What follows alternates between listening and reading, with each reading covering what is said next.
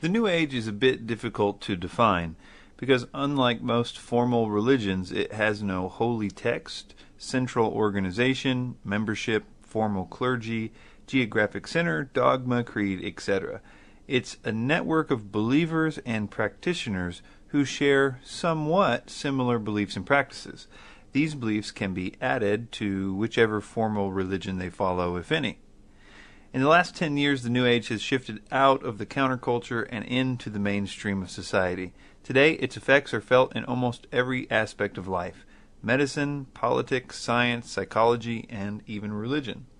A number of common beliefs are held by many, but not all, New Age followers.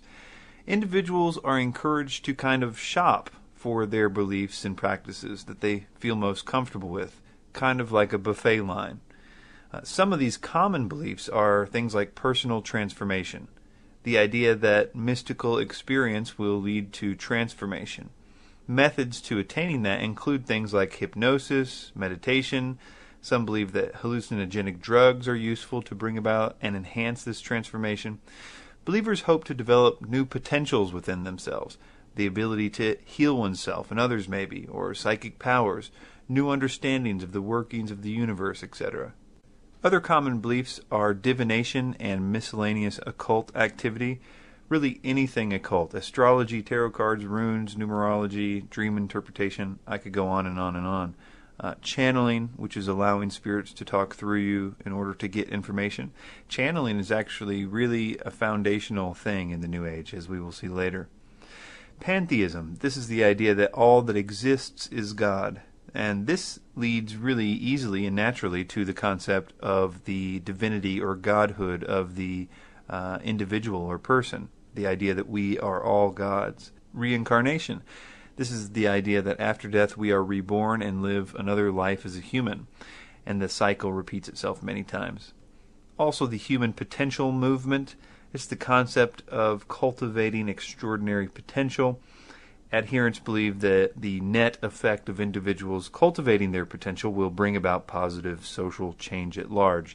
The idea of transcendental meditation, everybody getting together and thinking about a particular subject and it having some effect on society. UFOs. A huge percent of New Agers hold a completely unshakable belief in the reality of UFOs. Often that humanity was genetically engineered by UFOs, and that explains the origin of life. Again, all this is kind of like the buffet line of the New Age. Some New Agers believe only parts of this stuff. Some of them may not believe any of these things. But the New Age does have certain core beliefs. These would be beliefs that are really the glue that holds the otherwise chaotic differences of the buffet together. Also, many times people hold these beliefs that I'm about to name and don't even realize that they are core New Age beliefs. One of these core New Age beliefs is where the New Age gets its name from. The term New Age refers to the Aquarian Age, where it did originally, which, according to New Age followers, is just around the corner, and it's supposed to bring in peace and enlightenment and world unity. And really, those details aren't necessary for them to believe. It's not even necessary that they believe that it's a result of the Age of Aquarius. A lot of people believe that a New Age is coming as a result of, say, 2012, or that we're going to approach a photon belt, or all these ideas, and some of the things that they think will happen will differ too. But the concept that a New Age is just around the corner is very prevalent, and that's why I called it a core New Age belief.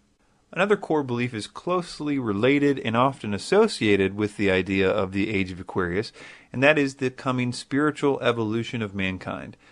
There are so many different versions of what this spiritual evolution will look like that it won't really do too much good to name them all, but just know that there is an idea that a physical evolution, like they will describe Darwinian evolution and have all kinds of graphs and things about that, and then they'll say to expect that type of evolution in a spiritual sense.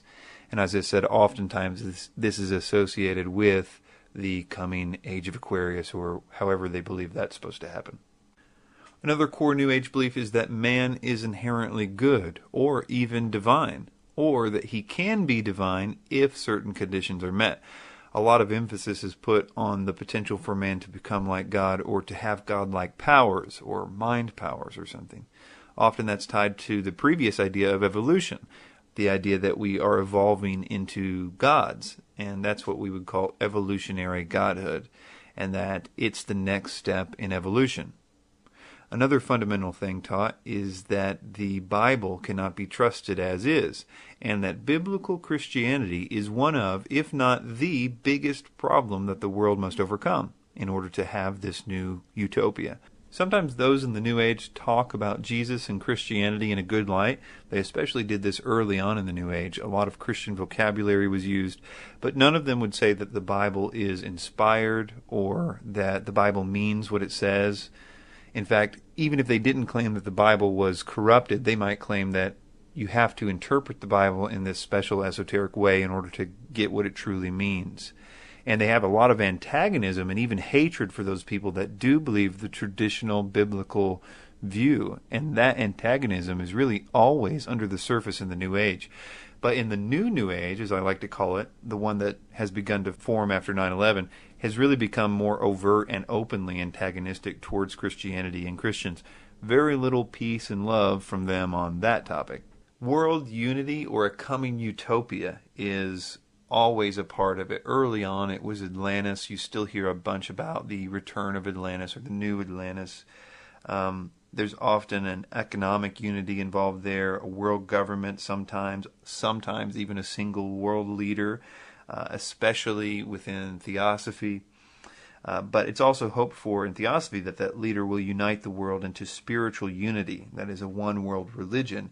And this is one of the most talked about plans at the highest levels of those that promulgate the New Age, such as Alice Bailey. Also related to this is the term New World Order, a term which Alice Bailey used quite a lot to describe this utopia. She says that as the age of Aquarius unfolds, the New Age will develop, and that will be a utopia in which there is a world government, an end to wars, disease, hunger, pollution, poverty, and especially an end of all religions. Some form of Luciferianism. Usually this is hidden or allegorical or poetic, but it's always there. Some form of veneration of Lucifer and the characteristics that are associated with him, even if they don't believe in Lucifer. Most of the early New Age writers were open Luciferians, but nowadays this Luciferianism takes all kinds of different shapes. Usually they just reinterpret the Garden of Eden story in some symbolic way that makes the serpent in the story look good, yet they may have no belief whatsoever in God or Lucifer. For example, Michael Tsarian talks about the Garden of Eden story as if it is talking about genetic manipulation of aliens. Anyway, to make a long story short, Lucifer comes out the awesome, champion of the story, and God comes out the vindictive, evil God that was trying to keep them prisoner in the Garden of Eden. And I could go on and on about the way that Lucifer is venerated, whether it's in symbols or whatever. David Icke always talks about how the sun is going to change us in the future. Our godhood is going to come from the sun. It's just an obvious Luciferian reference there. But another one is secret knowledge. That is a really key component to the New Age. And it's the idea that if you know the right stuff, you read the right books, that there is power available for you. It's kind of this carrot on the string, and humans are just really, really vulnerable to this type of seduction, that there is a secret knowledge out there. I know when I got into the New Age, it was this idea that there was a secret knowledge that they knew about, and if I learned it, I could have all this power. That really got me on the road to all kinds of New Age and occultism and things like that. Okay, so in this talk, I'm going to be giving you a presentation essentially of my opinion on the purposes of the New Age movement from the satanic perspective. And I say it that way because the New Age movement has no headquarters. There is no agenda from the top in a physical sense. But I do believe that there is an agenda, and in fact a very methodical agenda, but it is one from a spiritual perspective. And it is essentially enforced and maintained by spiritual beings, kind of a hierarchy or a type of military system that does in fact go to the top. And that's what I would say the eye of the pyramid is in fact Satan himself. So what is the agenda from that perspective? Short term, it's to get well-meaning people to open doors of demonic influence in their lives by practicing the occult. I've got a video out there called Demystifying the Occult, where I talk about why practicing the occult opens you up to demonic influence and things like that. So the short term, the New Age is getting people to embrace the occult. Long term, it's to prepare the world politically, psychologically, and spiritually for the Antichrist and his attempt to cause the world to worship him. Now, this not only includes preparing minds and acclimating them to the spiritual prerequisites, but also a physical building up of the control grid, the system, the New World Order of control that will be able to terminate, to kill those that refuse to worship him. And this is why people seem to notice a very well-planned agenda behind what seems to be a totally unconnected movement. There is a plan in the spiritual dimension, and it is a plan that has been around for a long time. Some key points to be aware of as we progress is, first, that the New Age is sold to the public using pseudoscience. What that means is that it uses supposed facts and figures and charts and graphs and phrases like "scientists now know" to get people to think that the New Age beliefs are grounded in fact. And the interesting and kind of funny thing is that they rarely agree on what those facts are. For instance, let's take one of the most basic ideas in the New Age, the idea that a New Age is in fact coming. That idea is taught to people using many types of methods, using sometimes mutually exclusive ideas. One might believe that the New Age is coming, for example, as a result of the galaxy's position in relation to the sun. Or another person might believe that it's because the solar system's position in relation to the so-called photon belt. Totally exclusive ideas. Another third exclusive idea that's commonly believed is that it's about the sun's position in relation to certain constellations, or astrology, as we mentioned earlier. Another person might believe a combination of those with 2012, or none of them at all, completely different one. It really doesn't matter how that they were sold the idea. What matters is that they believe that a New Age is coming. New Age beliefs are tailored towards the individual. There is a form of New Age out there for every type of personality. If you, for instance, have a Christian background, there is a form that speaks really highly of Christ, and you might, for instance, find Eckhart Tolle to be useful. Now, if you hate Christians, there's plenty of other directions that you would be geared for. If you believe in UFOs, or could believe in UFOs, there's tons of New Age versions for you. If you are absolutely adamant that UFOs don't exist, that's fine. There's tons of New Age authors and teachers just for you, too. And the next key point kind of goes along with that. Even if you don't want to be called New Age or wouldn't associate yourself with a New Age belief, that's okay, because most of the people today that believe New Age principles don't call themselves New Agers or wouldn't associate with the term. In fact, two of the biggest teachers of the New Age alive today are very outspoken against the New Age. Yet, just a simple examination of their beliefs show that they are about as New Age as anyone could ever get. Kind of related to that is there's a huge move in corporate America. Lots of Fortune 500 companies actually teach New Age principles and workshops and things like that, but they don't use a lot of the buzzwords that are commonly associated with the New Age. And finally, on the key points, much truth. That's the whole idea. A lot of truth has to be used for this to be relevant. That's the reason it's been so tied to the movement of knowledge on the internet the last 10 or so years. People have been learning good facts from these people, really important things about politics or science or medical stuff or food, poison stuff. All these types of things are part of the truth. That's the hook. The health food industry, really the organic food industry, really was born out of true things. Monsanto and DDT back in the 70s or whatever, when people found out about that stuff, they wanted to eat organic. All that stuff was true. Everybody looked at them like they were crazy. But they were taught the pesticide kind of stuff as a means of drawing them into all the other stuff. Oh, didn't you know all the pesticide stuff is true? Now let me also tell you about the age of Aquarius or whatever. It's the same principle today. A few numbers here. A 2009 study was done on 4,000 Americans. Basically, to go through this really quickly, 25% of them believed in reincarnation. Among Christians, the number drops only slightly to 22%.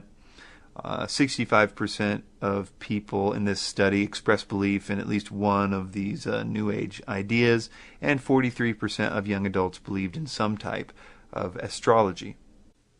So let's look at the origins of the New Age movement. In one sense, this all began in the Garden of Eden. Genesis 3, verses 4 and 5 says, "And the serpent said unto the woman, Ye shall not surely die, for God doth know that in the day that ye eat thereof, then your eyes shall be opened, and ye shall be as gods, knowing good and evil." So if we break this down a little bit, we're going to see all these elements of the core New Age beliefs. First, this "ye shall not surely die." So Satan is saying here, he's discrediting the Word of God. Did God say that? Well, why don't you reconsider whether or not he really did mean that? So one of the core New Age beliefs, a discrediting of the Word of God, is certainly here in this. And of course, they did surely die. They didn't die right then. It's kind of, again, sort of this idea of playing a little bit of truth to his advantage. Another part of that is God doth know. So what he's essentially saying is here, God knows that when you eat it, your eyes are going to be open. He's casting God as the bad guy, Satan is here. He's reversing the roles. And this is, we see this in the New Age with the Luciferianism. Again, trading the roles, making Lucifer the good guy and God the bad guy. Another part of this, he says, your eyes shall be opened. So there is a promised enlightenment, a potential coming enlightenment is coming. Another one is, ye shall be as gods. So there is an offer of an evolution from what they were to godhood, in a sense. And what does he say that will be manifested by? By knowing. So he was claiming that there was a knowledge that they could attain to if they would do that, almost a secret knowledge. So again, we have a core belief there. So in a sense, the New Age is not new at all. So occultism in the old world, in a broad sense, is a picture of the New Age, but really this started to develop in earnest after the time of Christ. In the 2nd century, Irenaeus wrote Against Heresies. He cataloged the beliefs and history of the Gnostics.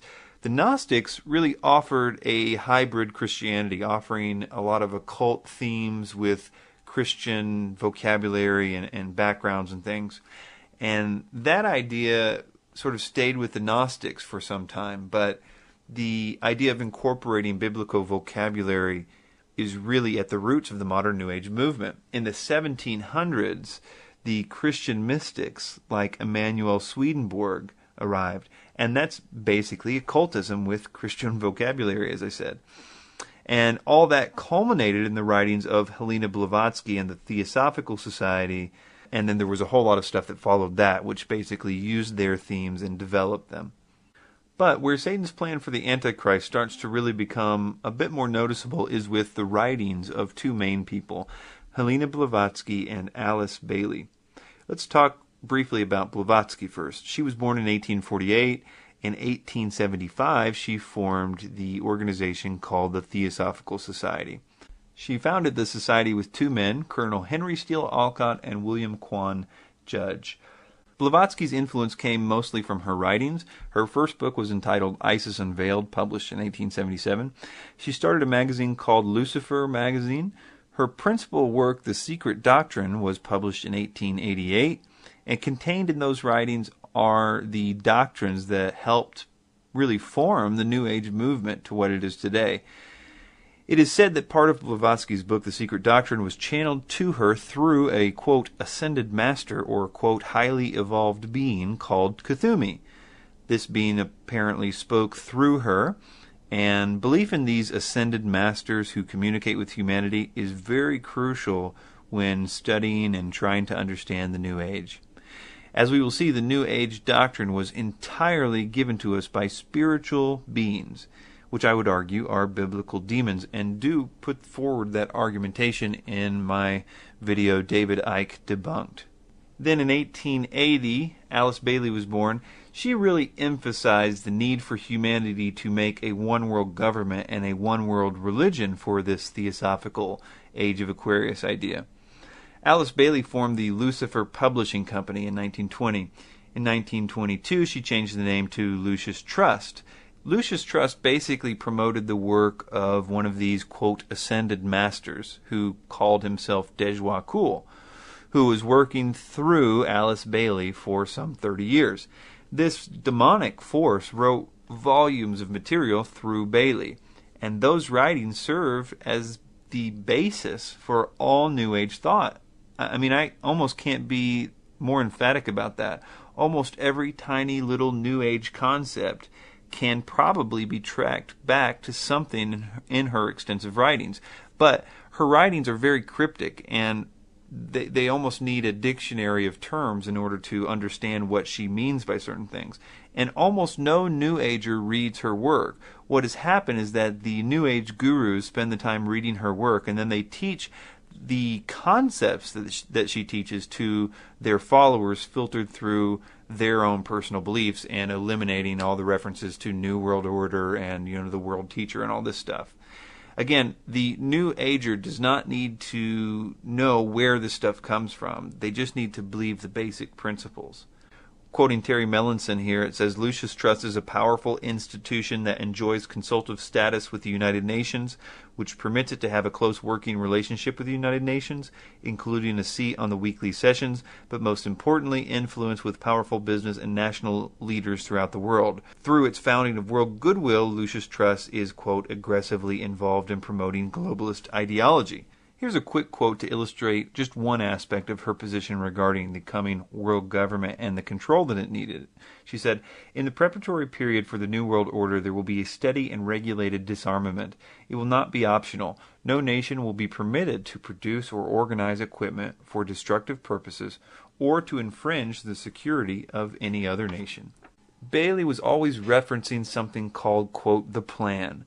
This not only called for steps to begin to influence world government, but it also included a plan to spread the ideas of the Luciferian New Age in preparation for a man that they sometimes called the World Teacher.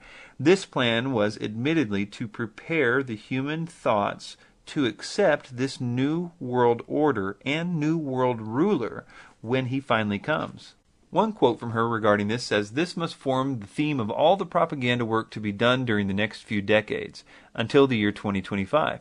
A brief space of time indeed to produce fundamental changes in human thought, awareness, and direction, but at the same time a quite possible achievement, provided the new group of world servers and the men and women of goodwill perform a conscientious task.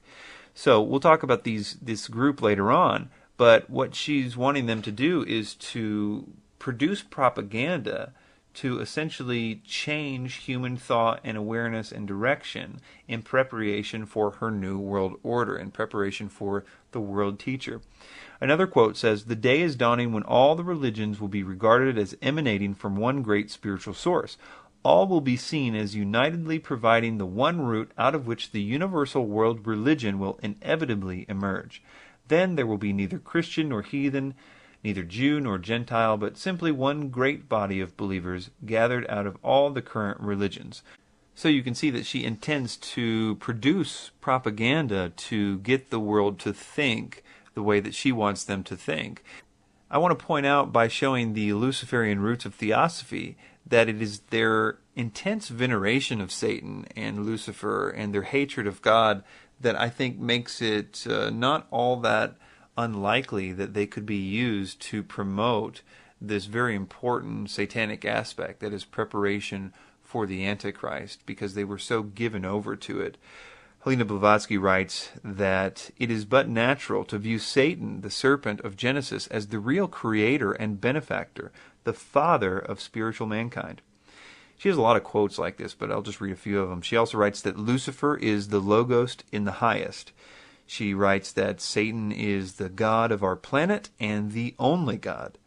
She sums up on page 513 of The Secret Doctrine by writing, Lucifer is divine and terrestrial light, the Holy Ghost, and Satan, and that he is also our tempter, redeemer, our intelligent liberator, and savior. And it's not just her. Plenty of theosophists wrote these types of quotes. I have pages and pages of other theosophists like Alexander Fussell and Insri Ram, from publications like Lucifer Theosophical Magazine, just lavishing praise for Lucifer or Satan. Now we're kind of finished with the history of the New Age and what it's about, and we're going to transition now into how that relates to the Antichrist. So let's start off by just naming a short list of the Antichrist's objectives. First, a world religion in which he forces everybody to worship him. This is seen in many different places in the Bible. Also, a world economy and bureaucracy that requires submission to him. Not just any economy, but an economy that is essentially predicated on submission to him. We see this with, among other things, the mark of the beast. No one can buy or sell unless they have it. They have to get it on the right-hand forehead. A lot of red tape there, a lot of people that have to be involved in that. Not to mention you have to have control of the buying and selling in order to limit who gets to do it. Also, we see a total elimination of Christians. And we see this in a number of places. Revelation 12, Revelation 13. Now, if you look at this list, I hope that you're struck with the impossibility of this mission in the current world that we live in. And I know a lot of people are saying, no, wait, a world religion and a world economy, this is just right around the corner. All this stuff could happen any minute. And I want to take a look at that idea. We would say, okay, let's say, for instance, with the world religion, the ecumenical movement is the precursor for the Antichrist world system. Or perhaps, Muslim extremism is the new coming world religion. And I agree that some of that has a part in this. We're still a million miles away from an ecumenical movement or anything like that that's going to cause everybody to worship a one-world dictator as if he is higher than God himself. No ecumenical movement of the Catholic Church or no Muslim extremism is going to cause people to freely and desire to give their worship to a single man. We are a million miles away from that happening. If Muslims come over here and try to kill us all with the sword and try to get us to convert at sword point, that doesn't explain so much of the Bible, which seems to suggest that much of the world is seduced and desires very much to be a part of this new system. Something significant is being told about in these passages, something different than what we're seeing.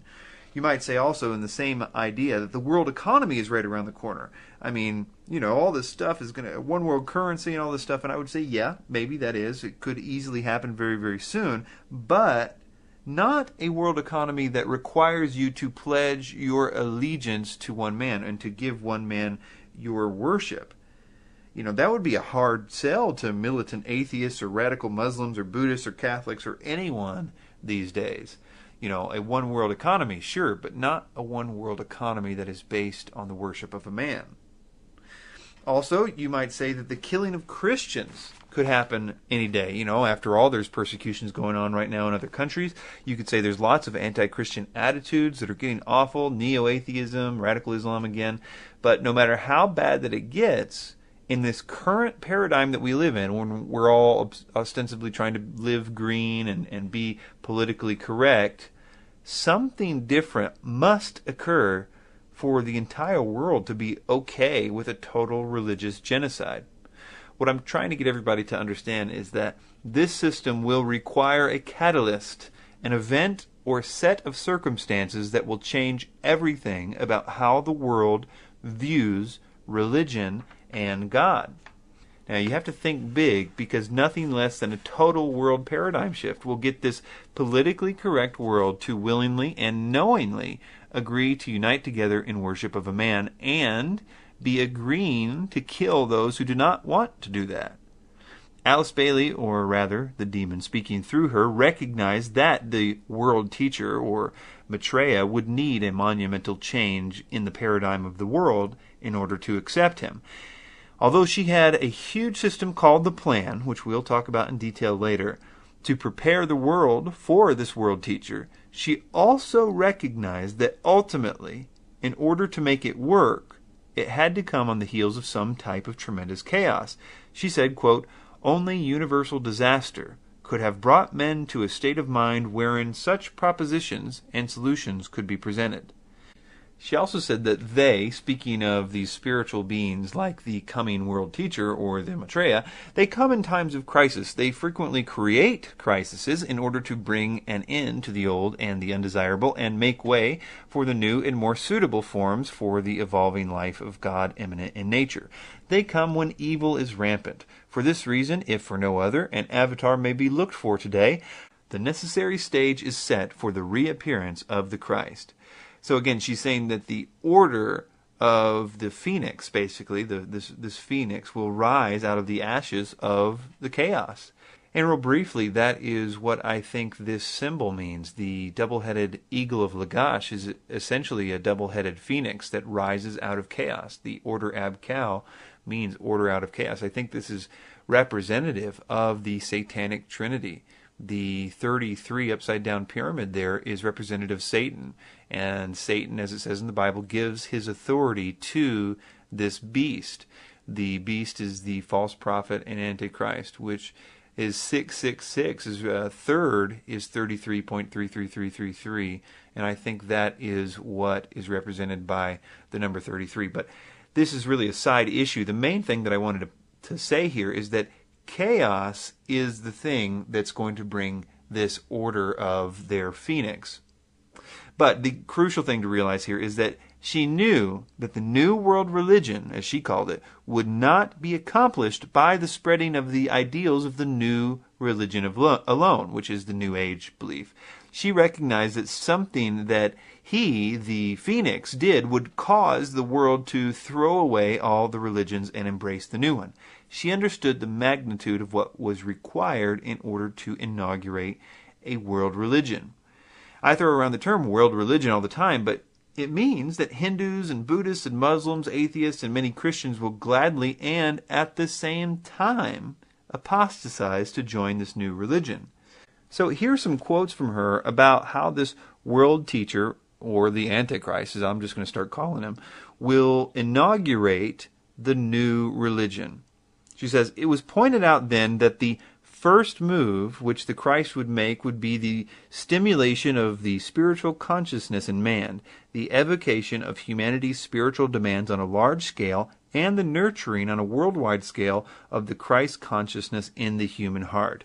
So the first thing that he does is change the world's religious paradigm.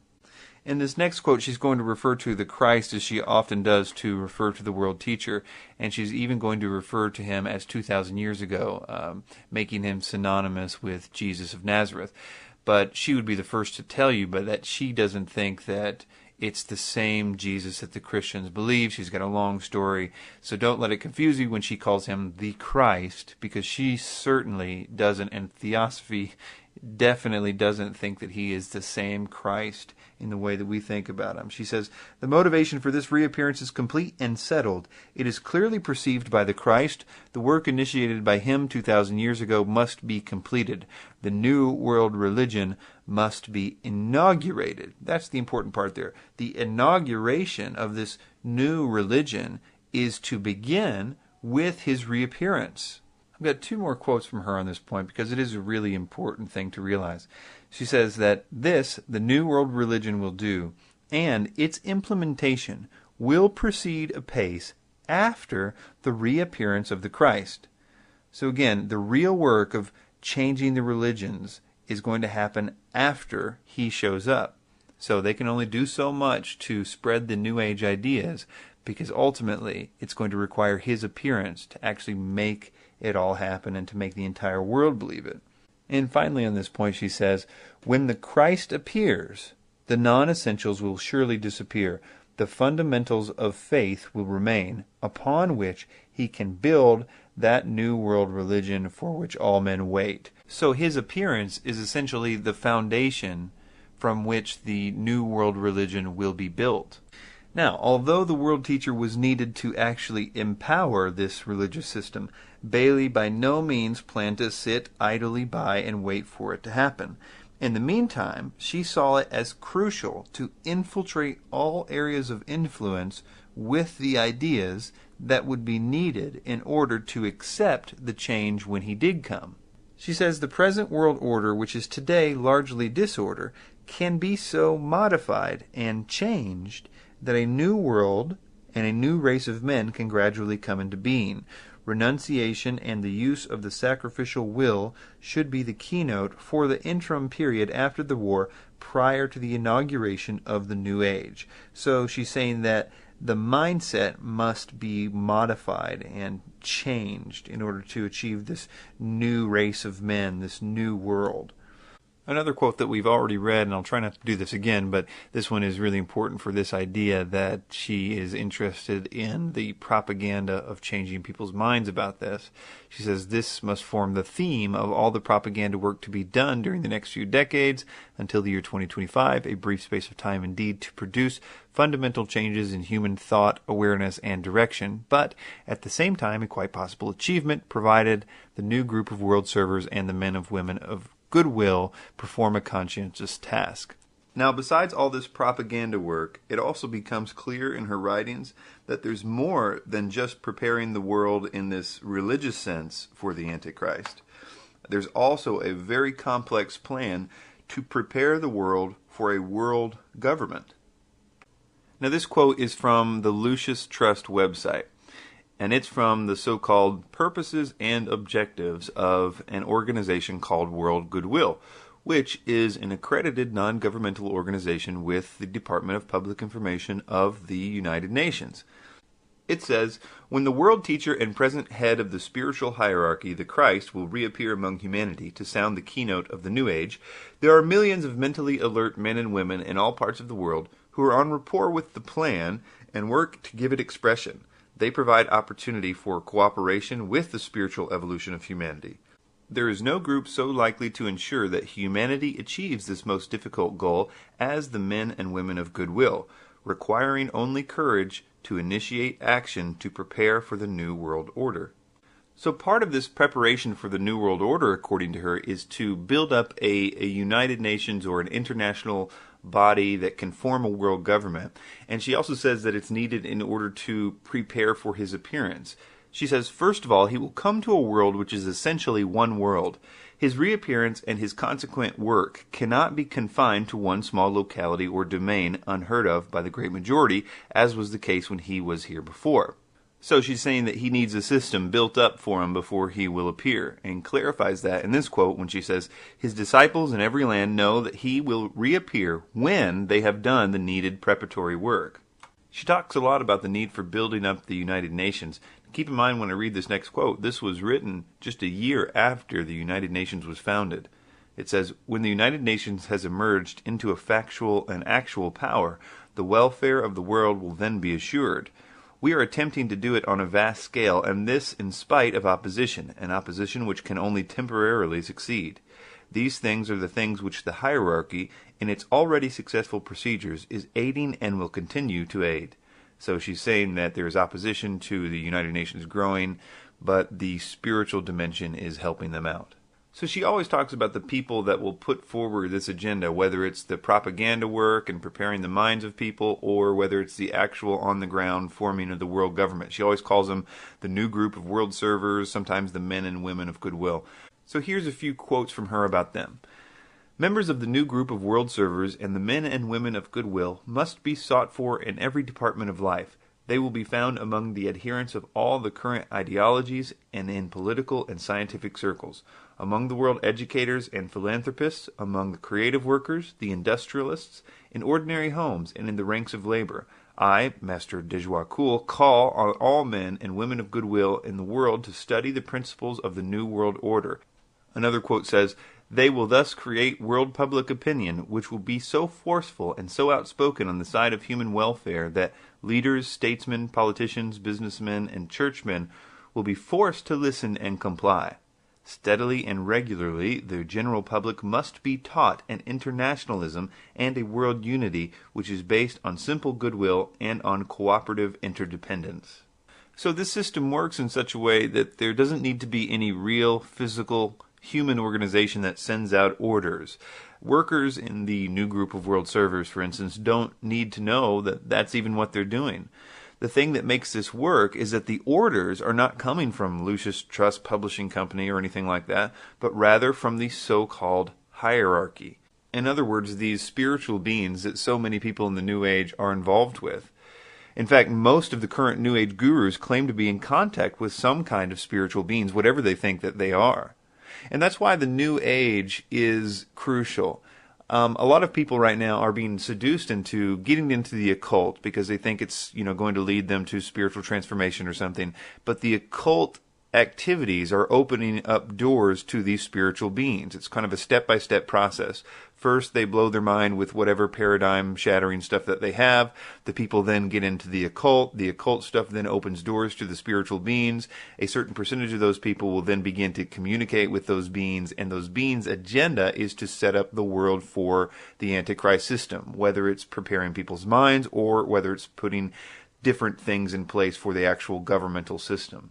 Communicating with these spirits, or channeling, is really the foundation of the New Age.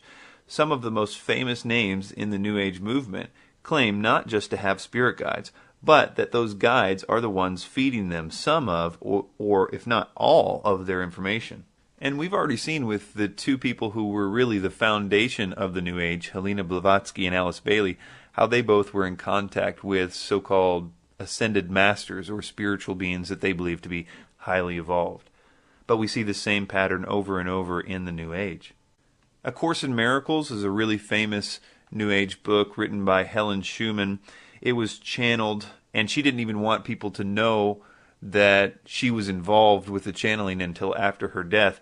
The entity claimed to be Jesus, but she referred to the entity as it. She said it always resumed dictation precisely where it left off. Shirley MacLaine, who was really instrumental in popularizing the New Age in the 70s, her spirit guide was named Ramtha, and she channeled Ramtha through J.Z. Knight.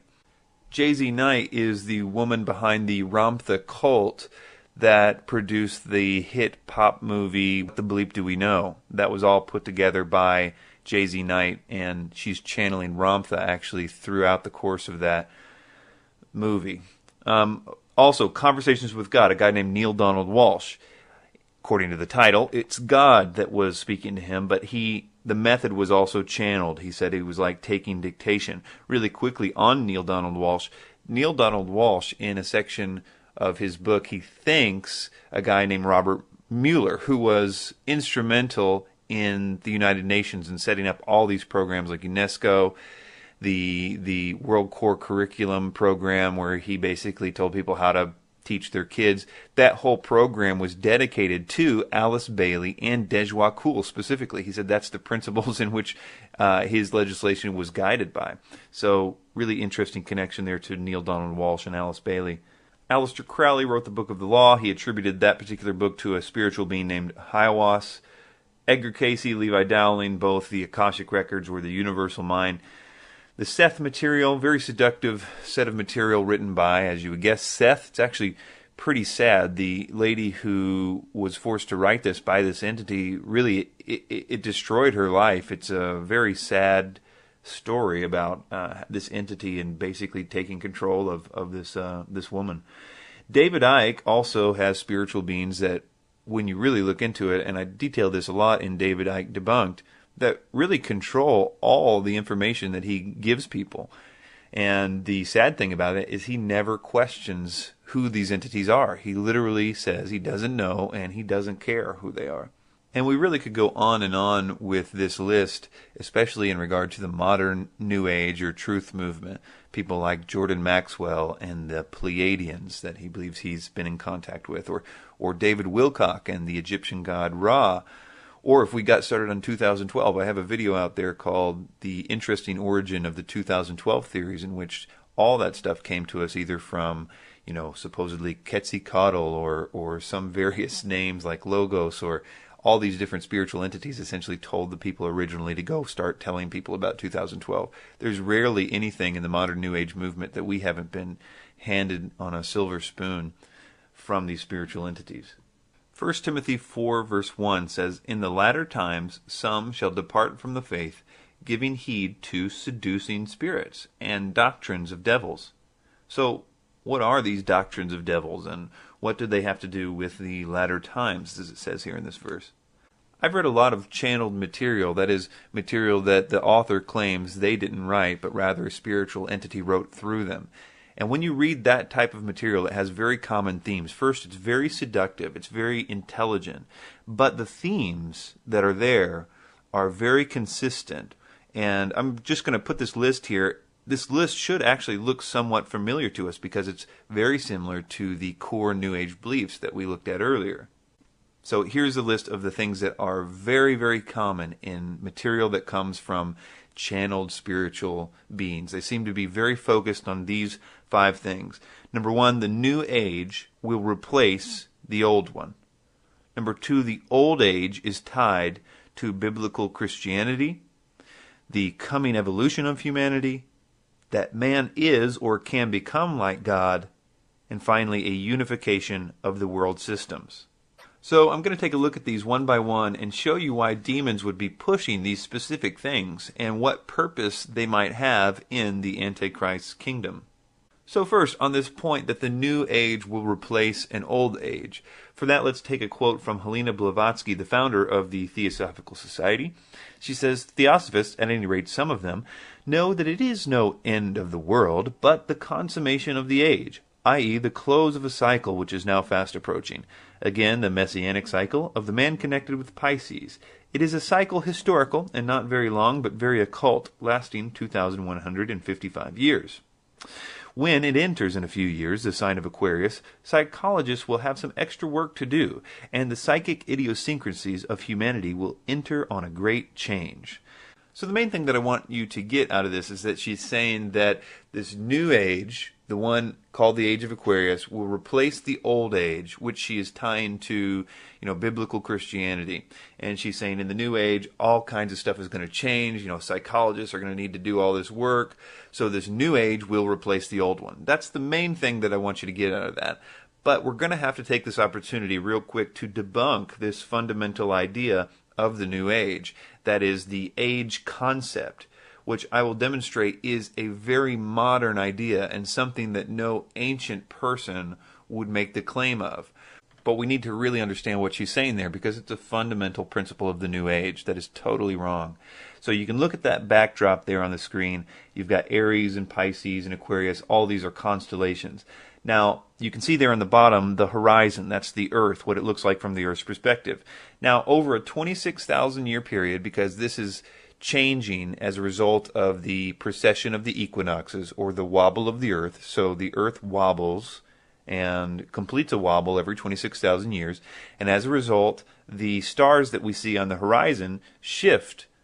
So the concept is that on the equinox, wherever the sun breaks free from the horizon, if you're watching the sunrise, wherever that is, whatever constellation is in back of that is whatever age that we're in. And there's a lot of debate among astrologers as to exactly when we will enter into the next age and all that. But first I wanted you to understand what they're claiming when they say we're in the age of Pisces right now and we're about to enter the age of Aquarius. That's essentially how that they are mapping that age shift.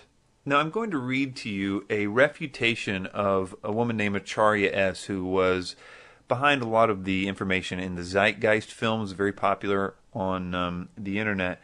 And he is a professor at the University of Chicago of astronomy and astrophysics. He's writing a book on Renaissance astronomy. I could read a lot of his credentials, but to make a long story short, he's very qualified to answer Acharya S.'s and basically Helena Blavatsky's claim that the Bible was written to describe the age shift because it's a physical impossibility for a number of reasons. So I'm going to really quickly read this rebuttal from Dr. Noel Swerdlow, and then I'm going to discuss Acharya S.'s response to it because I think you'll find that interesting as well. He says, "In antiquity, constellations were just groups of stars, and there were no borders separating the regions of one from the regions of another. Within which group of stars the vernal equinox was located was of no astrological significance at all. The modern ideas about the age of Pisces or the age of Aquarius are based upon the location of the vernal equinox in the regions of the stars of those constellations. But the regions, the borders between those constellations, are a completely modern convention of the International Astronomical Union for the purpose of mapping, and never had any astrological significance. I hope this is helpful, although in truth what this woman is claiming is so wacky that it is hardly worth answering. So when this woman says that the Christian fish was a symbol of the coming age of Pisces, she is saying something that no one would have thought of in antiquity, because in which constellation of the fixed stars the vernal equinox was located was of no significance and is entirely an idea of modern, I believe, 20th century astrology. In Acharya's response to this, she essentially just talks about how the ancient peoples knew about the zodiac in some form or another for a long time. But that's not at all what is of concern here. What's of concern is, did the ancient people think that the location of the equinox among one of the other zodiacal constellations, or the age concept, as we see in modern astrology, exist? So she never addresses this real fundamental point.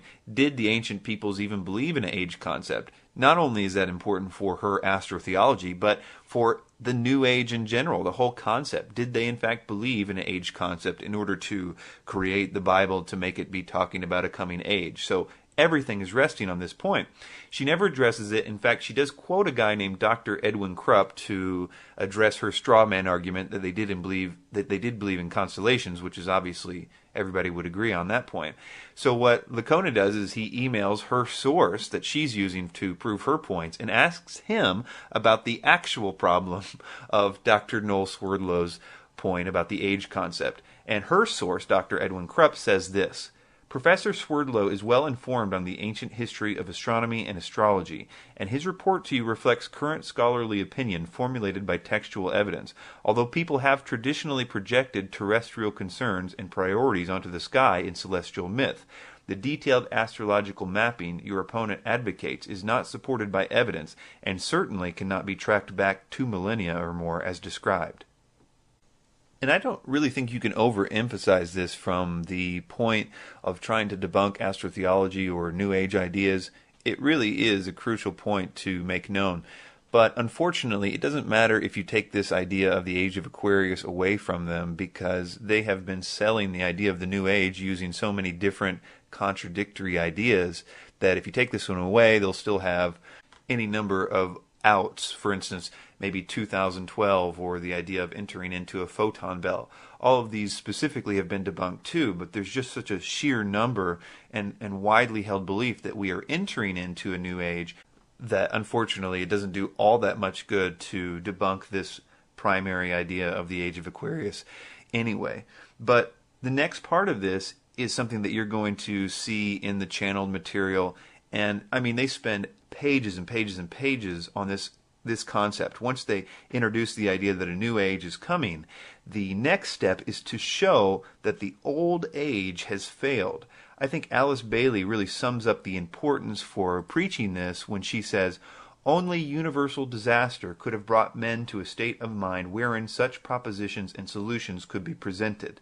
The general recognition that the old order has lamentably failed is most valuable." Now, that failing of the old age really gets teeth because they spend so much time, again, chapters and chapters, tying the failing of the old age to Christianity. They almost become synonymous. The old age is tied to Christianity. Usually this is done very subtly, very prominent in people like David Icke, Michael Tessarian, Jordan Maxwell, on and on. This is a quote from Acharya S. in her book The Christ Conspiracy, when she's quoting Edward Carpenter from the Fabian Society. She says, "As far as Christianity's role in the New Age, Carpenter states, Christianity, therefore, as I say, must either now come frankly forward and acknowledge its parentage from the great order of the past, seek to rehabilitate that and carry mankind one step forward in the path of evolution, or else it must perish. There is no alternative. Despite the vilification of the so-called New Age movement, the fact is that we are entering into a New Age. The age referred to in the gospel tale is that of Pisces, and through contrivance and duplicity, coercion and slaughter, the fish god Jesus, the Piscean solar avatar, has indeed been with us. But now it is the close of the age, and his time is over." And it's not just that they are tying the old age to Christianity.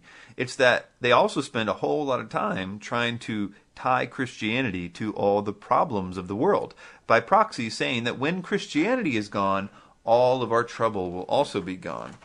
And they do this by generally tying Christianity to Catholicism or the Crusades, which I would of course submit has nothing to do with the Bible and certainly anything to do with Jesus' worldview, is in fact directly opposed to all that. I discuss that in some detail in my video, Religious Wars, Fact or Fiction, and essentially showing that governments have motives for manipulating people using religion and distorting religion, but it has nothing to do with, in fact, the biblical Christianity worldview whatsoever. Jesus, of course, says, love your enemies, and that does not play well politically if you have land or people or resources to take over. So manipulation and often keeping the Bible from the people was what you really see in the Dark Ages, as opposed to a biblically literate people. That is exactly the opposite of what history teaches.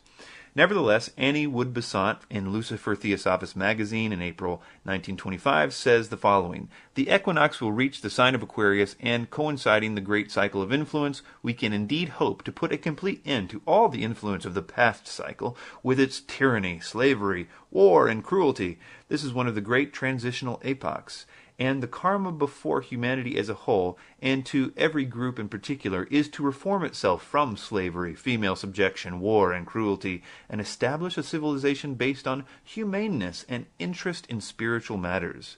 Alice Bailey also says, our main objective at this time is twofold: to break the ancient evil rhythms and establish a new and better one. It is here that time is a paramount factor. If we can delay the crystallization of the ancient evils which produced the World War and arrest the reactionary forces in every nation, we shall be making way for that which is new and opening the door to the activities of the new group of world servers in every land, that group which is the agent of the Christ. And because of this, there is a subtle anticipation of a coming genocide of Christians. Now, a lot of them don't come right out and say it. Alice Bailey is a little more coy about it. David Icke is a little coy. Michael Tessarian is a little coy. But it's all there. They very subtly imply that it is necessary in this new change in order to deal with the people who don't want to go into the change. They're going to be holding the rest of the people back from their superpowers and the ability to have their promised utopia. And so there is subtle and not so subtle references to this in the New Age literature. Alice Bailey, in The Externalization of the Hierarchy, says, in a similar period of extreme carnage and blood, it will be fought largely, but read not exclusively, with mental weapons and in the world of thought. It will involve also the emotional realm, from the standpoint of idealistic fanaticism. This inherent fanaticism will fight against the reappearance of the coming world religion and the spread of esotericism. So she's saying that to expect this resistance from Christians of this new world religion and this new esotericism that's coming. And this is very, very prominent in New Age literature. Here are some not so subtle references to this from Barbara Marx Hubbard, who was channeling an entity in the Book of Co-Creation in the 1980 edition. And she says this: out of the full spectrum of human personality, 1/4 is electing to transcend. So 1/4 wants to join this new world religion, this new system. But 1/4 is resistant to election. So you can basically read Christians here with this 1/4 that's resistant to election, because she certainly makes that very clear in other places. She says they are unattracted by life ever evolving. Now, as we approach the quantum shift from creature human to co-creative human, so she's saying we're going to turn into godlike beings, the destructive 1/4 must be eliminated from the social body. Fortunately, you, dearly beloveds, again, this is a channeled spiritual being talking through her. She says, fortunately, you, dearly beloveds, are not responsible for this act. We are. We are in charge of God's selection process for planet Earth. He selects, we destroy. We are the riders of the pale horse death. We're going to hear more from Barbara Marx Hubbard here in a minute, but first here is a quote from David Icke from his book, And the Truth Will Set You Free. He is talking about Christians here when he says those who follow the propaganda of the global elite and the prison warder consciousness. He's very subtle about that. You couldn't really pin him down on it, but there are many different ways you can see that he's specifically talking about those who believe in Christianity, among others, but that is certainly his primary focus. He says, others who follow the propaganda of the global elite and the prison warder consciousness will cling to the old vibration in their desperation to find security. They will become ever more vehement in their religious, political, and economic dogma. They will resist the rising vibrations if they choose that path. And this will have mental, emotional, and physical effects. These two states of being, the programmed mind and the open mind, will be more obvious with every month to those who know what is happening. So you might be getting an idea of how this could play into the false piece of the Antichrist system, but don't worry, I'm going to explain more about that in just a second.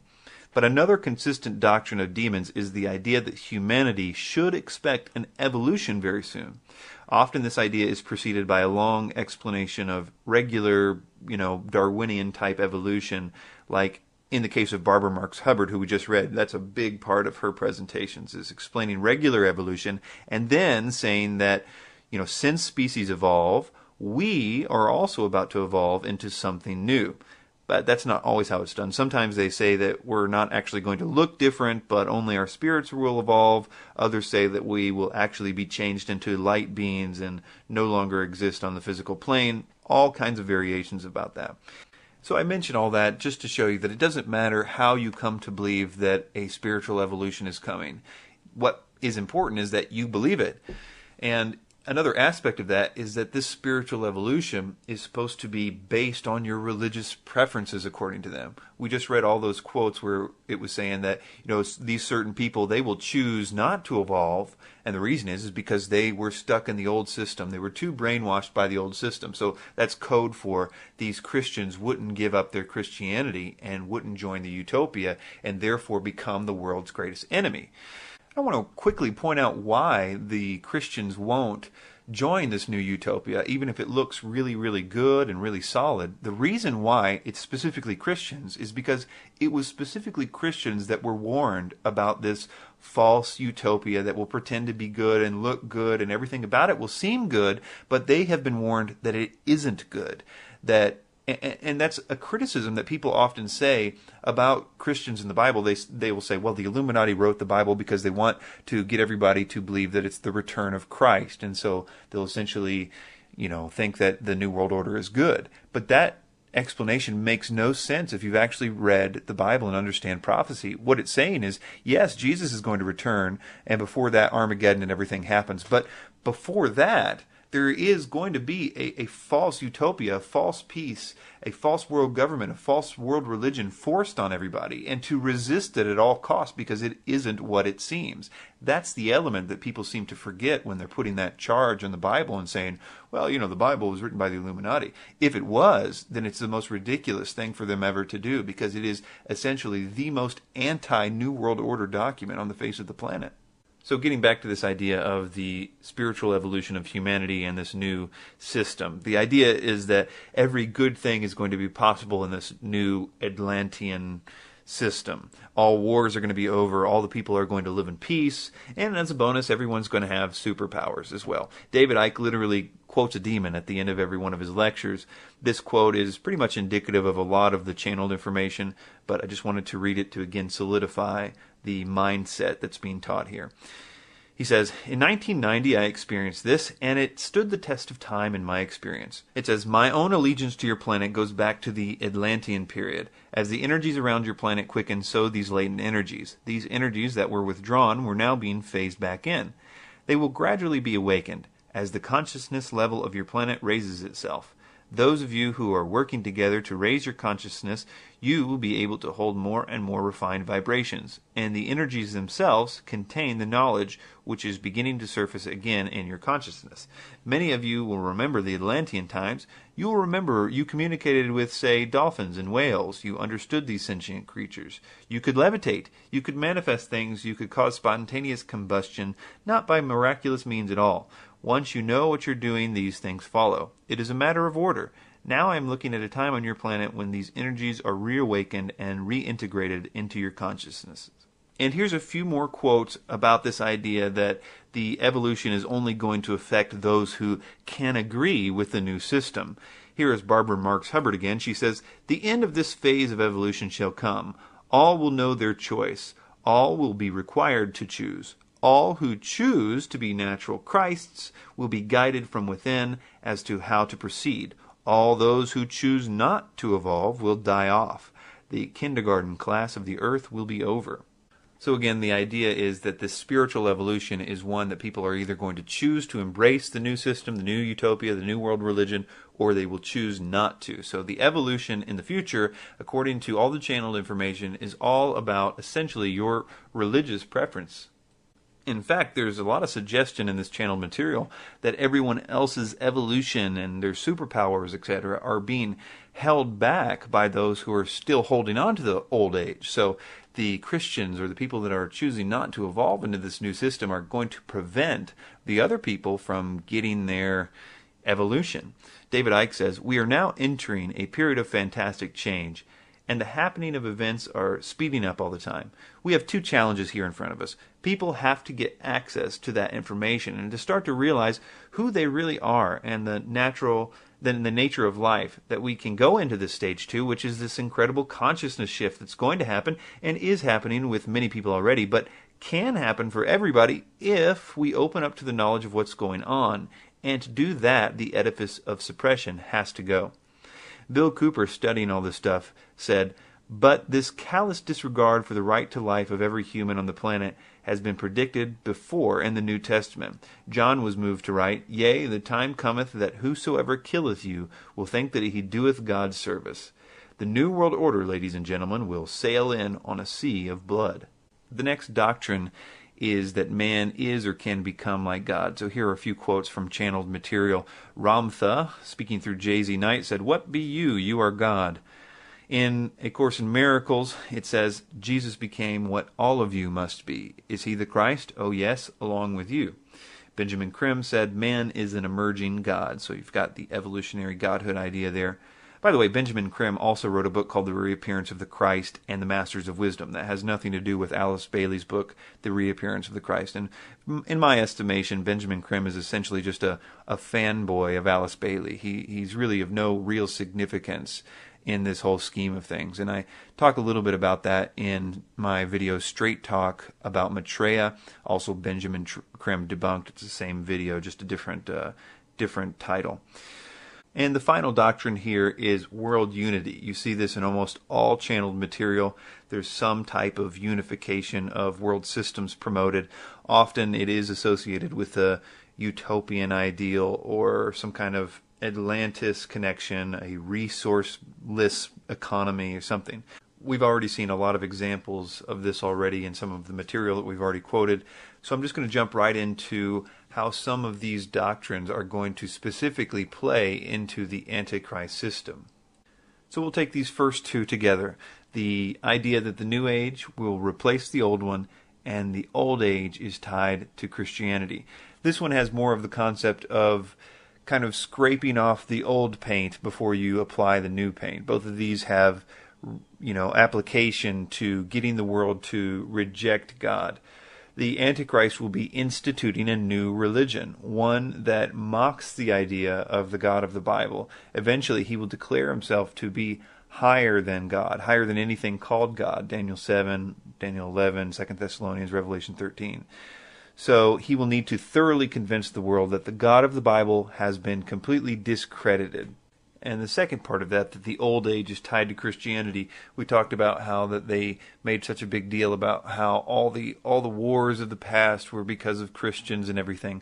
So part of the strength of his kingdom will be the apparent new victory of their separating themselves from that old system, that age of Christianity. So it will, in a sense, be defined by its rebellion against the Bible.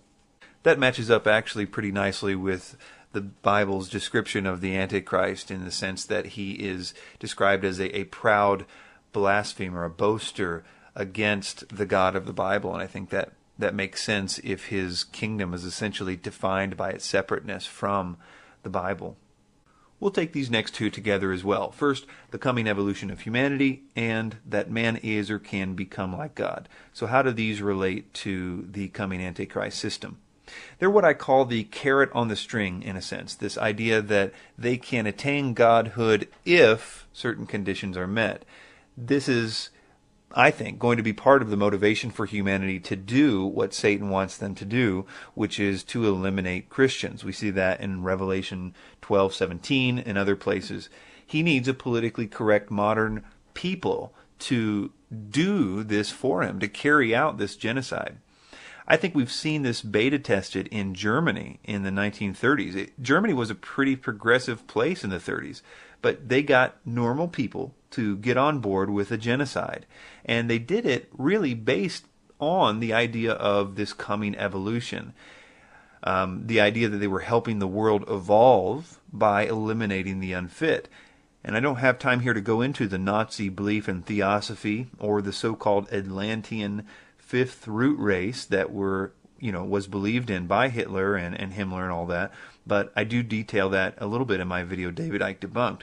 But let's just say that this idea of getting people to be on board with a religious genocide has been beta tested, and it worked. Except next time it's going to be on a much bigger scale and far worse in its severity.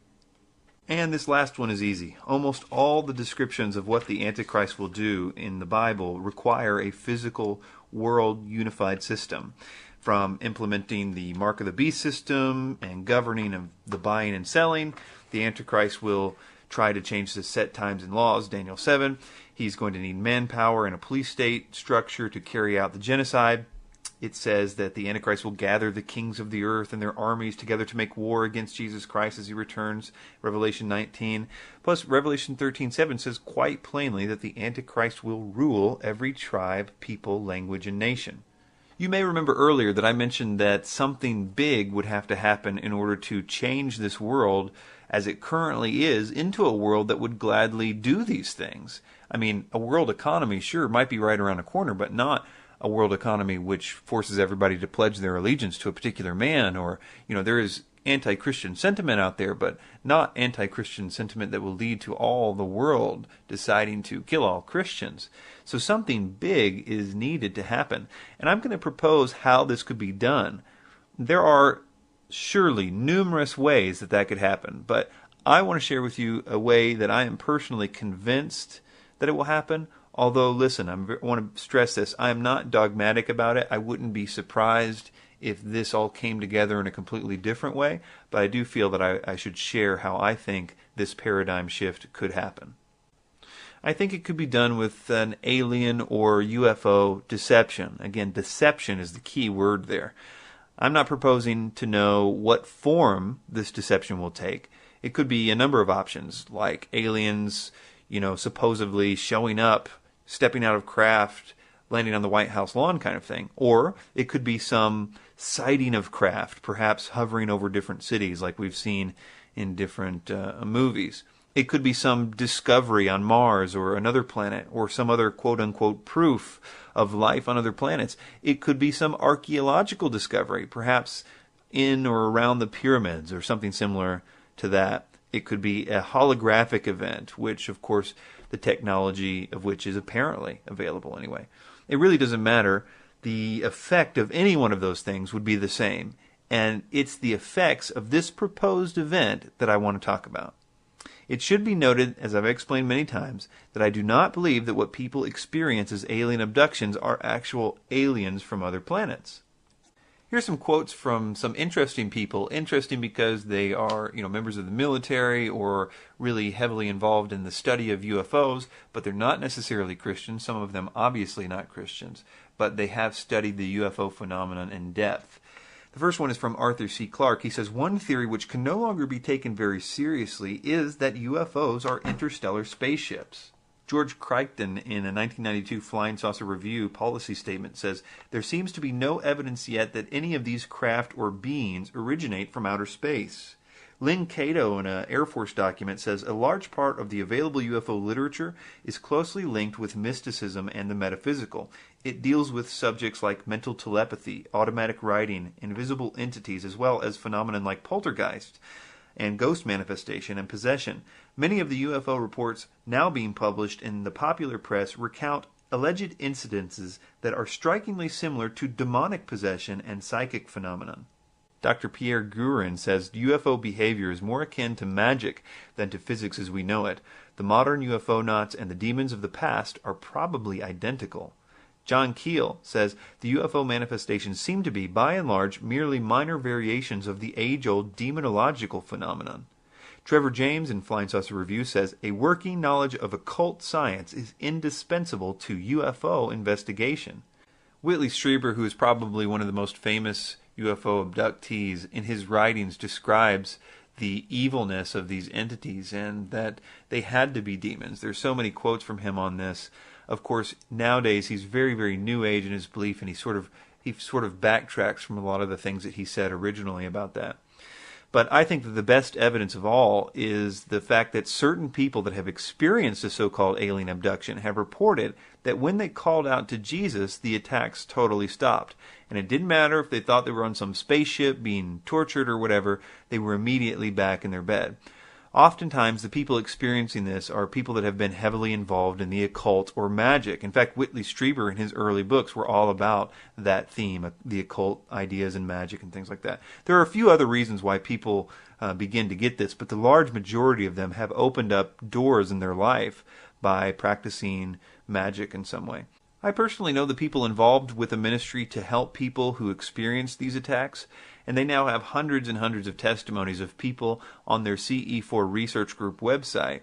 These are people that have ended their encounters with these demonic beings by calling out to Jesus for help, and that have completely terminated them for good by giving their lives to Him. Their mission statement on their website says that the mission of CE4 Research Group is to share with the world the most powerful evidence known that exposes the alien entities for who they really are. That evidence is in the testimonies of those who have overcome the experience, the oppression, the bondage, the harassment, the control, the lies, the deception that these entities perpetrate by calling out in the name and authority of Jesus Christ. Through this evidence of these testimonies, we will be able to help others. The world asks for this evidence, and we will give it to them. We share this evidence through any means of communication available. So let's look at why I think that the alien deception idea would essentially do this impossible task. That is, make the world believe all the things on this list. Number one, for some reason the world equates a proof of extraterrestrial intelligent life to God not existing. I'm fond of referring to the movie Contact with Jodie Foster, where they discovered a message of intelligent life elsewhere in the galaxy, and the world immediately abandoned its faith in God, particularly the Christian God. In that movie, there were terrorists who blew up the project to contact the entities. The terrorists in that movie were Christians. The idea was that they couldn't handle this new paradigm because they were too brainwashed. They were portrayed as the heathens of the old age. You know, if this alien deception happens, Christians who refuse to believe the official version of the story about aliens will become public enemy number one. They're going to be characterized as the poor souls who cannot adapt to the new thinking, the feeble-minded brainwashed who, even though their God has now been proven to be wrong, they go on talking about how the new aliens are holographic deceptions or worse, demons. You can just imagine the contempt that the world would have, if they really believed that this proved that God didn't exist. They, in their minds, would think, well, the only reasons the Christians are still believing what they're believing is because they can't handle it. They can't break free from all the years of programming. That's exactly what the world is going to believe. But the Christians are saying, no, we've been expecting this for a long time. The other thing that the alien deception would empower, in my opinion, in regard to the Antichrist system is this idea of the coming evolution and becoming God. I've always struggled with the idea of how could you get a common people, farmers and factory workers and John and Jane Sixpack to believe that they're on the verge of a new agey evolution and that they can potentially become like gods and have powers and all this stuff. But only if they knock out the Christians first. That's never going to happen. Sure, maybe the extreme New Agers believe that, but not the whole normal world. They're not going to be on board with that. But I think the answer to that is the alien deception. And in the New Age, one of the most common views, if not the most common view, of what aliens are, comes from a man named Zecharia Sitchin, who recently passed away. He claimed to be able to read Sumerian cuneiform and discovered that alien beings genetically modified prehistoric man's DNA and thus created mankind as they are known today. This theory is all over pop culture. The idea of aliens showing up in ancient times, building the pyramids, creating mankind using genetic technology. You've got elements of this in recent blockbusters like Indiana Jones and the Crystal Skulls thing, the Transformers movie, The Fourth Kind, all kinds of stuff. We could go back and show this in many different TV shows and movies and things. But this view of aliens genetically modifying humankind, the whole Zecharia Sitchin thing has been debunked by a man named Dr. Michael Heiser on his website, sitchiniswrong.com. And if you know anybody that believes Zecharia Sitchin, please direct them to sitchiniswrong.com. It's a very helpful resource for that and shows that Zecharia Sitchin either didn't know very basic elements of what he claimed to know, or he was intentionally deceiving people. That's my estimation of it anyway.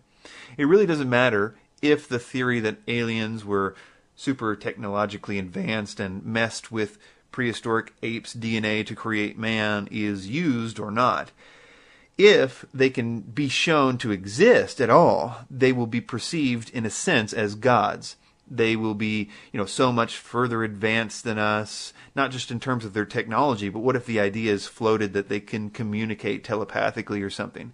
Then the idea is also planted that they are superior in some physical way too. And that's just a hair's breadth away from claiming that we could expect to be able to become like them. I mean, if it's just a matter of evolution from us on Earth, eventually give us enough time, and it's a matter of evolution. We can evolve these psychic powers like then. We can evolve the knowledge of space travel. If the world believed aliens existed, they would also, once they thought about it for a while, also believe that they could be evolved into godlike beings. And the problem of getting the farmers and the factory workers, not just New Agers, to believe this potential evolution idea is totally solved. And finally, how would aliens solve the problem of world unification? I believe that aliens, the idea of them anyway, would make us willingly give up our sovereignty, our flags, our constitutions. We would believe ourselves to be part of a new galactic family. We're Earthlings, not Americans and Egyptians or whatever. It would make national sovereignty totally obsolete. There's this famous quote from Henry Kissinger in 1991 that says, "Today America would be outraged if UN troops entered Los Angeles to restore order. Tomorrow they will be grateful." This is especially true if they were told that there were an outside threat from beyond, whether real or promulgated, that threatened our very existence. It is then that all peoples of the world would plead to deliver them from this evil. The one thing that man fears is the unknown. When presented with this scenario, individual rights will be willingly relinquished for the guarantee of their well-being, guaranteed to them by the world government. And President Ronald Reagan had stated that if we were attacked by a power from outer space, then the world would unite into one. 1985, he told Mikhail Gorbachev at the Geneva summit meeting that I couldn't help but say to him just how easy his task and mine might be in these meetings that we held if suddenly there was a threat to this world from another species, from another planet outside the universe. We'd forget all the little local differences that we have between our countries, and we would find out once and for all that we are really all human beings here on the earth together. And then I have other quotes here from the New York Times about essentially the same thing. So you have this outline that is, number one, part of a core New Age belief system. Number two is part of everything that has ever been channeled, part of these doctrine of demons coming from the spiritual source, telling people to teach others these same things. And those same things just happen to be the exact same things needed by the Antichrist to implement his system, which I postulate also could be empowered or put together by an alien deception.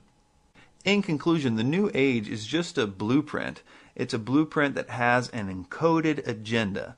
I think that New Age, as we know it today, is growing, and it goes by many other names other than New Age. It's just a series of core ideas spread in various ways. The New Age ideas, without exception, come from channeled material, and that is from demonic spirits. And those spirits are under orders, kind of like a military system, to set up the kingdom from which Satan will force the world to worship him. The good news is that this has all been foretold, and we know who wins.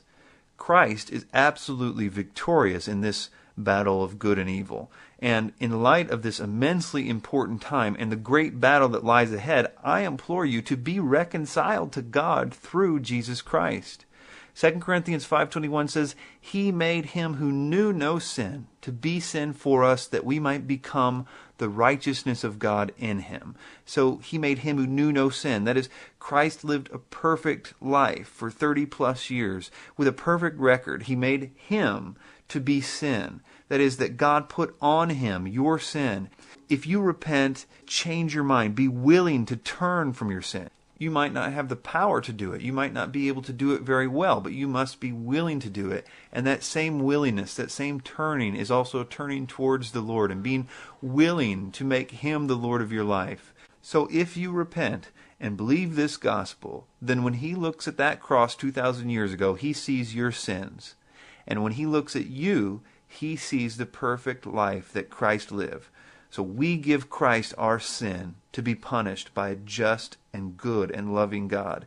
And he gives us his righteousness so that we can enjoy the rightness before God that he deserved, not us. That's why it said in Romans 8:1, there is therefore now no condemnation to those who are in Christ Jesus.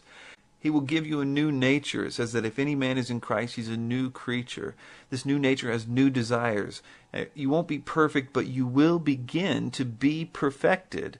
And it's a process that will last the rest of your life. And you're going to walk in the love and the forgiveness and the peace and fellowship with God. So lay down your rebellion. Lay down this rebellion against this King of Kings. Trust in Christ for your salvation, redemption, forgiveness, and freedom from the bondage of sin and the fear of death. Thanks for your time.